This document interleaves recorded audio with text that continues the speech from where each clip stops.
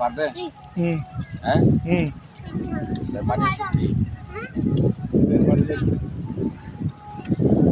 যাওয়ার সময় টাটকা মাছের শুটকি করছে এভাবে কথা বলতে হবে বলি আর নেটে সার দিবেন